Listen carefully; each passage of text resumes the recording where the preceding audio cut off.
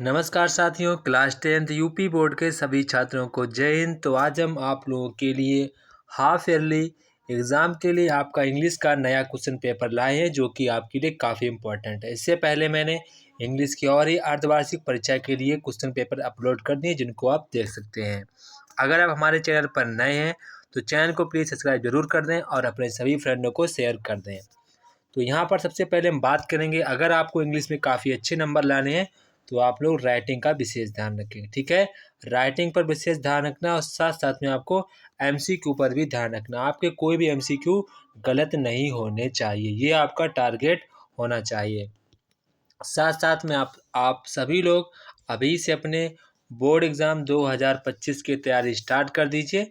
तो यहाँ पर आपको जो स्कोर है वो काफ़ी बढ़िया हो जाएगा। अभी तक आपका जितना सिलेबस हुआ है उसको अभी से कवर करना स्टार्ट कर दीजिए। तो यकीन मानो आपका जो परसेंटेज है बोर्ड का वो 90+ परसेंटेज आपका बन जाएगा, यानी कि आपका डिस्ट्रिक्ट में कोई ना कोई स्थान 100% आ जाएगा, जिस कारण आपके जो माता पिता की जो खुशी है वो आपको यहाँ पर देखने को मिलेगी। तो उसके लिए आप सभी लोगों को अपने माँ बाप के लिए एक बार जोरदार तरीके से पढ़ाई करनी है। तो कौन कौन चाहता है कि हमारा डिस्ट्रिक्ट में स्थान आए, इसका आप लोग आंसर कमेंट बॉक्स में कमेंट करके बताएंगे।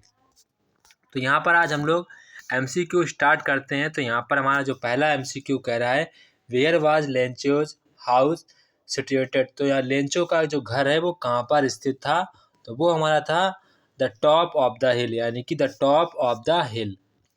इसके बाद नेक्स्ट यहाँ पर क्वेश्चन है, क्वेश्चन नंबर बी देख के है, वेन वॉज द इनऑग्रेशन डे। इसका करेक्ट आंसर हो जाएगा हमारा 10 मई। क्या हो जाएगा? 10 मई।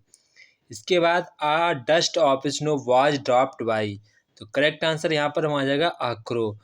आ डस्ट ऑफ स्नो के हमारे जो राइटर हैं वो हमारे रॉबर्ट फ्रॉस्ट हैं। कौन है? रॉबर्ट फ्रॉस्ट हैं। कौन है? रॉबर्ट फ्रॉस्ट हैं। इसके बाद नेक्स्ट यहाँ पर देखेंगे, हु वाज ट्रिकी। तो इसका आंसर हमारा क्या हो जाएगा? करेक्ट आंसर यहाँ पर हमारा जो हो जाएगा डॉग। क्या हो जाएगा? डॉग। इसके बाद नेक्स्ट यहाँ पर हमारा आंसर है, द वर्ड सफाइस मीन्स। तो सफाइस का मतलब क्या होता है? सफाइस का मतलब होता है काफ़ी, मतलब कि सफिशिएंट। क्या हो जाएगा? सफिशिएंट। तो टू बी इनफ। क्या हो जाएगा? To be enough.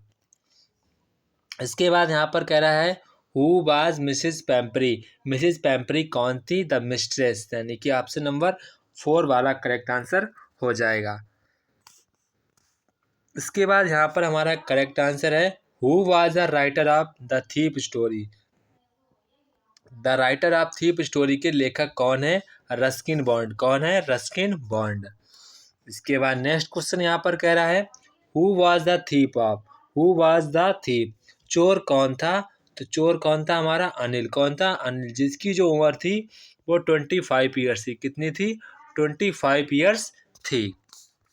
इसके बाद यहाँ पर कह रहा है, व्हाट डज आई सिम्बलाइज। तो आइट्स जो यहाँ पर आइस दी गई उसका क्या यहाँ पर सिम्बल होने वाला है, जिसमें आपको ऑप्शन दिए गए, लव नहीं होगा, हेट्रेड नहीं, वायलेंस नहीं। तो करेक्ट आंसर यहाँ पर हमारा नन हो जाएगा। क्या हो जाएगा? नन। इसके बाद यहाँ पर क्वेश्चन नंबर जो नेक्स्ट है वो काफ़ी इंपॉर्टेंट है, तो अब इसको ध्यान रखेंगे। विच पार्टी नेल्सन मंडेला ज्वाइन। कौन सी पार्टी नेल्सन मंडेला ने ज्वाइन की थी? तो वो उन्होंने ज्वाइन की थी अफ्रीकन नेशनल कांग्रेस। तो यहाँ पर आप ऑप्शन नंबर 2 वाला करेक्ट आंसर होगा। इसके बाद यहाँ पर कह रहा है, how much money did Lencho ask. तो लेंचो ने भगवान से कितनी मनी मांगी थी? तो 100 पीसोज मनी मांगी थी। इसके बाद नेक्स्ट क्वेश्चन यहाँ पर कह रहा है कि which tree is mentioned in the poem of dust of snow. तो डस्ट ऑफ स्नो में किस ट्री को मेंशन किया गया है? वो हमारा ट्री है हेमलॉक ट्री। कौन सा है? हेमलॉक ट्री को मेंशन किया गया है। इसके बाद यहाँ पर कह रहा है, व्हाट फेल ऑन द प्यूट। तो क्या हो जाएगा? क्या हो जाएगा? Dust of snow. Dust of snow. इसके बाद नेक्स्ट यहाँ पर, मिस्टर पैम्परी वाजा रिच लेडी। क्या हो जाएगा? Rich lady. इसके बाद अनिल वाज, देखो वही क्वेश्चन आ गया है, तो अनिल वाज 25 ईयर्स ओल्ड। इसके बाद यहाँ पर कह रहा है अनिल वाज तो अनिल वाज अ थीप। क्या हो जाएगा? थीप। इसके बाद next question, what was the meaning of Paris, तो पेरिस का अर्थ क्या है। यहाँ पर हमारा पेरिस का मतलब होता है मरना। क्या होता है, मरना। तो यहाँ पर आप देखेंगे डाई यहाँ पर हमारा करेक्ट आंसर हो जाएगा। इसके बाद यहाँ पर क्वेश्चन कह रहा है व्हाट डिस्ट्रॉयड लेंचोज फील्ड, तो लेंचो की फील्ड में क्या नष्ट हो गई थी। तो क्या नष्ट हो गई थी, यहाँ पर आप देखेंगे लेंचो के मैदान में क्या उसकी क्रॉप सारी की सारी डिस्ट्रॉय हो गई थी। तो यहाँ पर इसका हमारा करेक्ट आंसर हो जाएगा, करेक्ट आंसर यहाँ पर मतलब कि लेंचोज फील्ड डिस्ट्रॉयड वर्ड, तो क्या डिस्ट्रॉयड हो गया था, नन। यहाँ पर क्रॉप होना चाहिए, तो यहाँ पर आंसर हो जाएगा नन। इसके बाद यहाँ पर क्वेश्चन कह रहा है how much money the post master collected, post master ने लेंचो के लिए कितनी मनी कलेक्ट कर पाई थी। सभी को पता है 70 पीसोज, कितनी 70 pesos. According to the Mandela what comes more naturally, तो यहाँ पर मंडेला के अनुसार सबसे ज़्यादा नेचुरली रूप से कौन आता है, तो लव। कौन आता है, लव। तो यहाँ पर हमारा करेक्ट आंसर हो जाएगा लव। तो सभी लोग कमेंट करके बताएंगे किसके कितने आंसर सही हैं। उसके बाद यहाँ से पार्ट बी आता है। तो पार्ट बी में आपको यहाँ पर एक पैसेज दिया गया, आपको पैसेज के बेस पे आपको यहाँ पर इसके आंसर चूज करने हैं।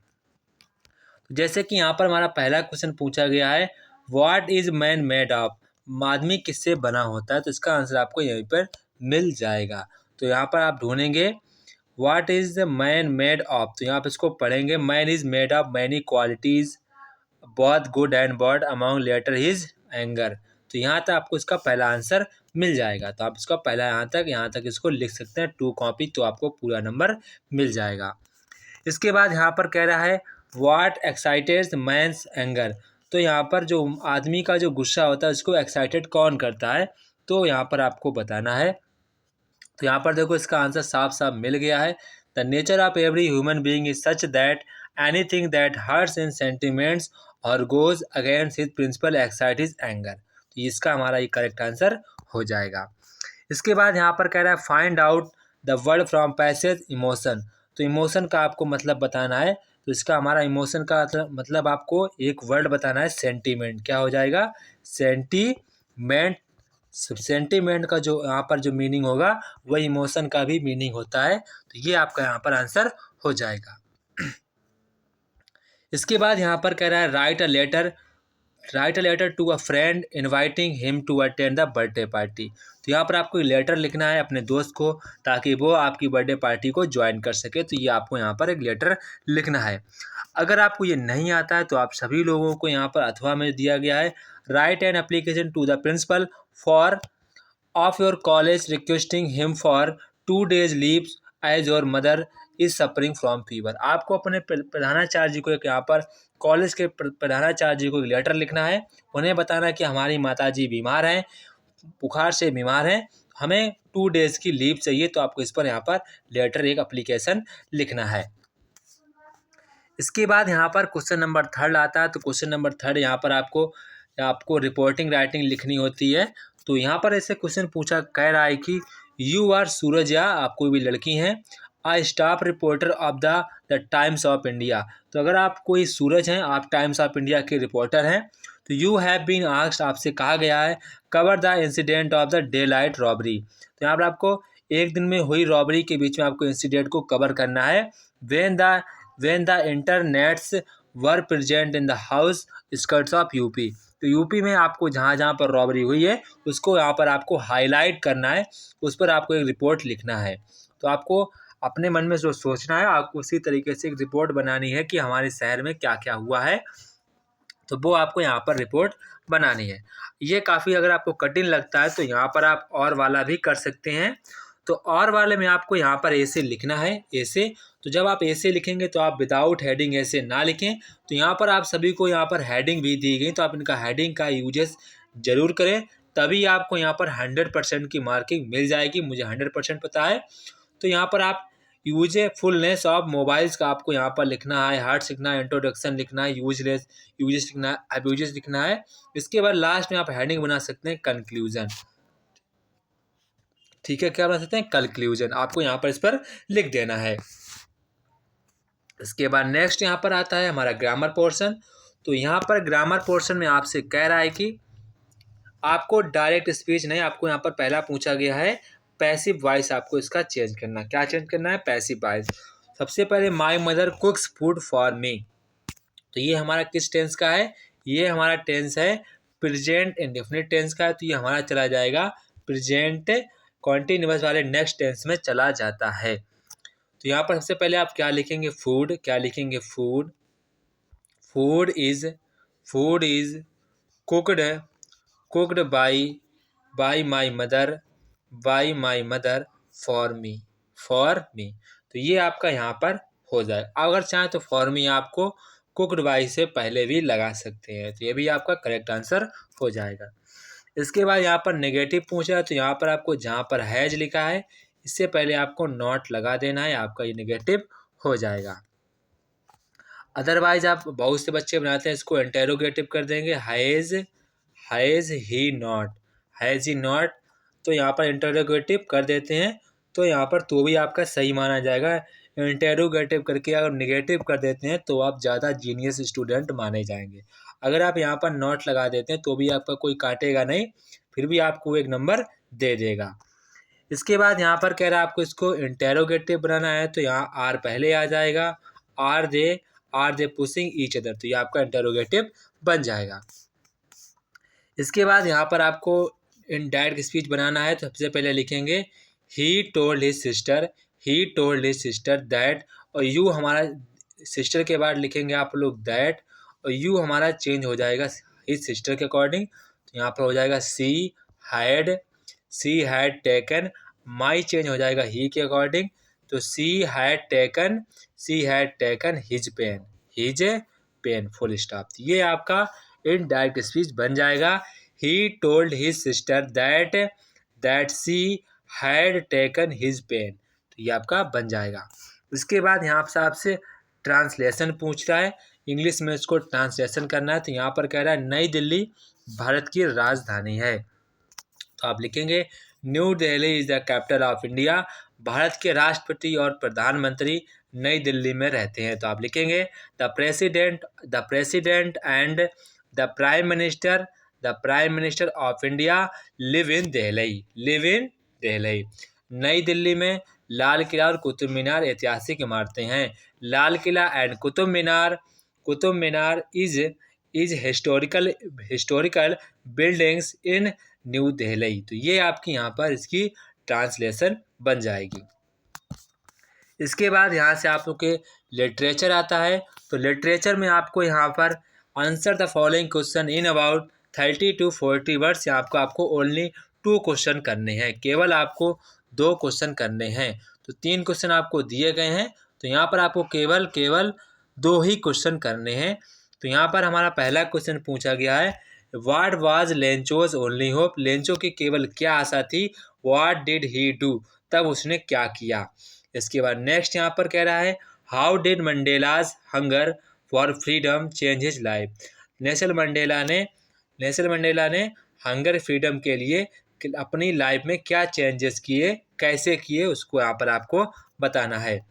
इसके बाद why was Lencho annoyed when he got money, तो लेंचो ने मना क्यों कर दिया जब उसने अपनी 70 पीसोस की मनी मांगी, जब उसे मिली तो उसने कहा पोस्ट मास्टर जो यहाँ पर डाक वाले हैं वो सबके सब कैसे हैं, घूसखोरी हैं। मैंने भगवान से 100 पीसोस मांगे थे मगर उन्होंने 100 भेजे होंगे, पर 30 पीसोस बैंक जो डाक वालों ने ले लिया, ऐसा उसका मानना था। तो यहाँ पर आपको ऐसे लिखना है। इसके बाद नेक्स्ट क्वेश्चन यहाँ पर answer any one of the following question in about 60 words, यहाँ पर आपको किसी एक का आंसर देना है। ये लॉन्ग आंसर है, तो लॉन्ग आंसर आप लोग विथ हेडिंग डालकर लिखेंगे, विदाउट हेडिंग नहीं लिखना है। तो यहाँ पर हमारा पहला क्वेश्चन कह रहा है how much money did Lencho demanded, how much he did got, उसने कितनी प्राप्त की और उसने कितनी डिमांडेड की थी। इसके बाद what ideas Mandela's have about courages love and hate, तो मंडेला के बारे में आप क्या सोचते हैं, उसके आइडिया के बारे में क्या सोचते हैं, करेज या लव या फिर हेट। यहाँ पर आपको इसका आंसर देना है, लॉन्ग फॉर्म में देना है विथ हेडिंग के साथ। इसके बाद नेक्स्ट यहाँ पर क्वेश्चन कह रहा है question number 7 right the central idea of any one, आपको यहाँ पर सेंट्रल आइडिया किसी एक पर लिखना है, हम आपको बताएंगे। आप डस्ट ऑफ स्नो पर तैयार कर लीजिए, ये आपके लिए बोर्ड एग्ज़ाम के लिए इम्पोर्टेंट हो जाएगा और आपकी अर्धवार्षिक परीक्षा के लिए भी कंप्लीट हो जाएगा। अगर आप ये नहीं कर पाते हैं तो आप यहाँ पर 4 लाइन की पोएम ज़रूर याद करें। ये हर एक बच्चा करता है तो आप ये भी कर लीजिए। आप 4 लाइन की पोएम याद कर लीजिए, ये आपके लिए काफ़ी आसान रहेगा। इसके बाद नेक्स्ट यहाँ पर क्वेश्चन कह रहा है answer any 2 of the following question in about 30 to 40 words. आपको केवल 2 क्वेश्चन के आंसर देने हैं, लगभग आपको 30 से 40 शब्दों में आंसर देना है। तो यहाँ पर कह रहा है describe Anil's ways of living. तो यहाँ पर आपको अनिल की ज़िंदगी जो चल रही है उसके बारे में लिखना है। इसके बाद यहाँ पर कह रहा है who were responsible for the poor condition of tricky how. यहाँ पर आपको ट्रिकी के बारे में, उसकी जो कंडीशन है पुअर है, उसके बारे में आपको रेस्पॉन्सिबल कौन है और कैसे आपको बताना है। इसके बाद why was Hari Singh felt regarded. Hari Singh है वो पछतावा क्यों कर रहे हैं, इसका आंसर आपको देना है लगभग 30 से 40 शब्दों में।